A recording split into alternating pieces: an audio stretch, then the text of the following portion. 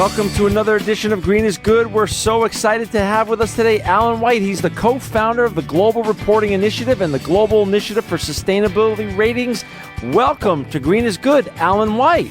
Oh, thank you, John. My pleasure to be here. Hey, before you started this great work that you're working on and we're going to talk about today, talk a little bit about your story, your journey. How did you even get to where you are today, Alan?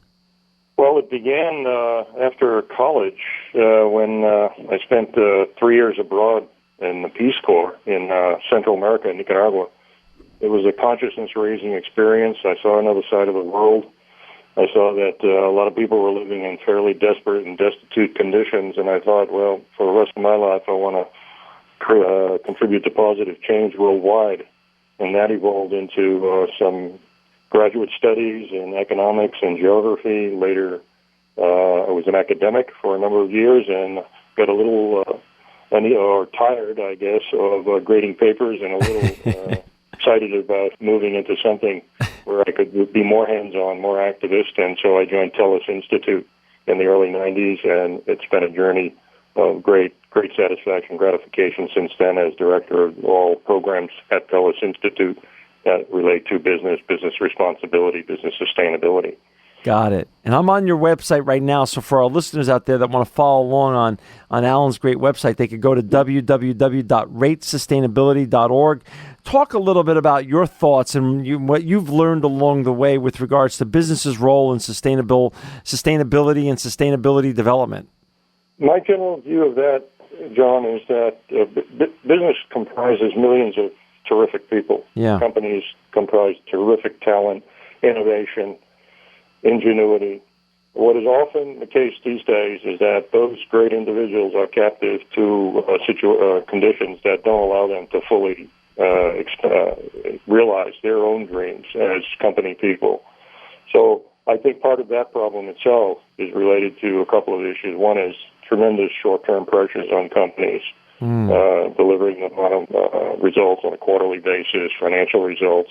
Right. And sustainability, by definition, is a long-term proposition. You simply can't operate a company on a quarterly basis or even a yearly basis and call yourself a true sustainability leader. And people in business feel that pressure all the time, at least those particularly that are publicly traded.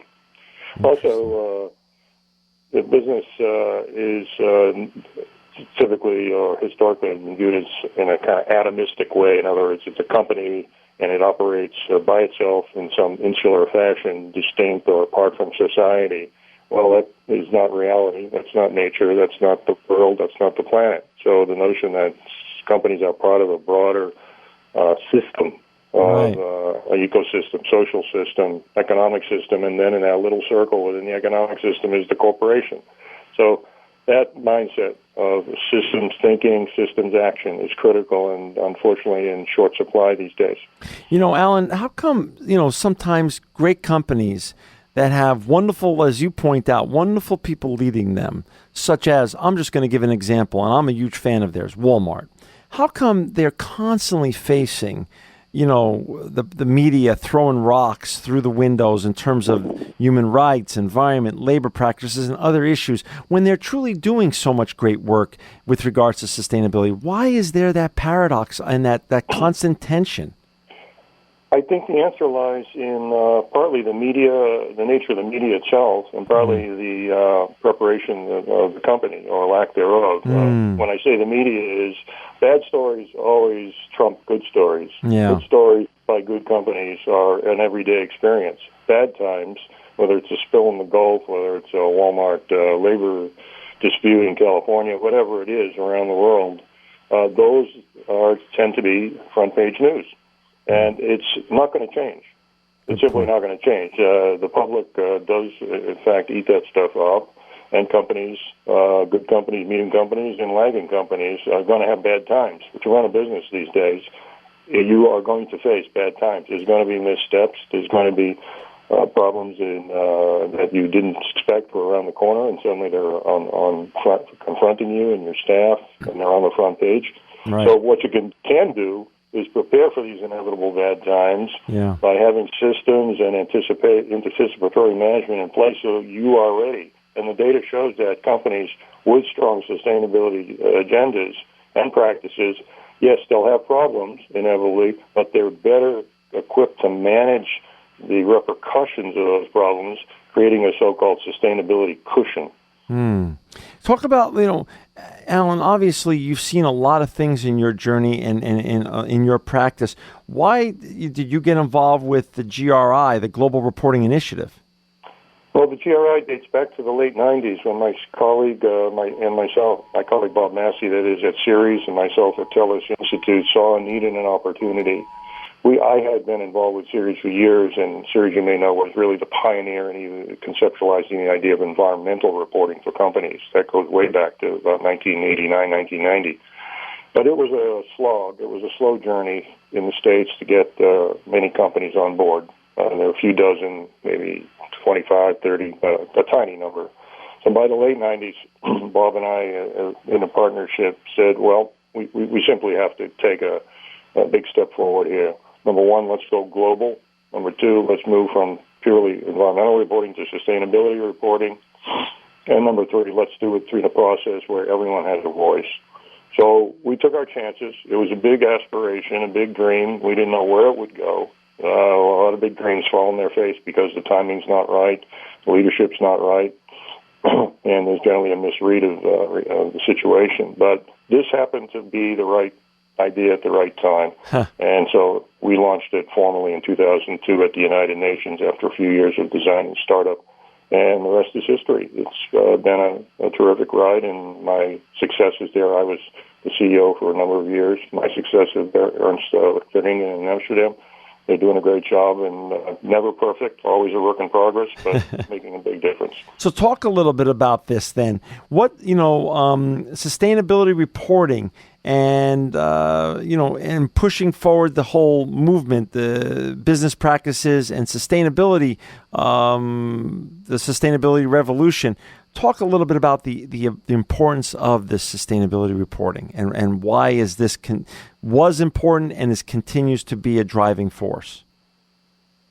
Well, reporting is important for both internal and external reasons. When companies report, when they do it seriously and they take it seriously, things happen.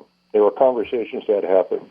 There are indicators that are used internally to track progress. There's an awareness raising that goes on with reporting that simply wouldn't happen if there were not systematic thinking about how we're doing in human rights, how we're doing in product stewardship, how we're doing in accountable advertising, how we're doing in measuring our externalities. It's a form of discipline and a form of, it's an instrument for, I would say, awakening, consciousness awakening in companies. Externally, in today's world, this transparent world, just pick up the paper any day. It's transparent on overdrive, on steroids, you might say. Right. So, in many ways, sustainability reporting is part of this larger 21st century expectations of business. You can't run a business, particularly global business, and expect people to trust you. You need to demonstrate and be held accountable for what you're doing, and sustainability reporting is the instrument for doing that. That's so interesting. For our listeners who just turned in, we've got Alan White on. He's the co-founder of the Global Reporting Initiative and the Global Initiative for Sustainability Ratings, and he has an amazing website. I'm on the website, so it goes to everything he's talking about here. It's www.ratesustainability.org. Alan, you just recently created a new initiative, Global Initiative for Sustainability Ratings. So can you share a little bit about that with our listeners? How did that come about, and why is that an evolution from your initial organization? The GISR was conceived a couple of years ago. It was an idea that had been floated a number of times, and over the years, beginning in maybe 2007, 2008, ratings was growing rapidly. That is, sustainability ratings. They were becoming very prominent and very prolific around the world. So companies by the thousands were being rated all the time. Right. There were problems and remain problems of so many ratings, a lot of confusion in the marketplace, issues of rigor, issue of transparency, issues of impartiality, and so forth. So ratings intrinsically a good thing, just like financial ratings. We need them. When they work right, they serve a tremendous public purpose. When they don't work right, they can be very, very damaging, as they were in the financial crisis. Right. So sustainability ratings are an idea whose time has come. It's already on the agenda. We proposed then a couple of years ago to say, we stepped in and said, ratings, let's bring them to a new generation.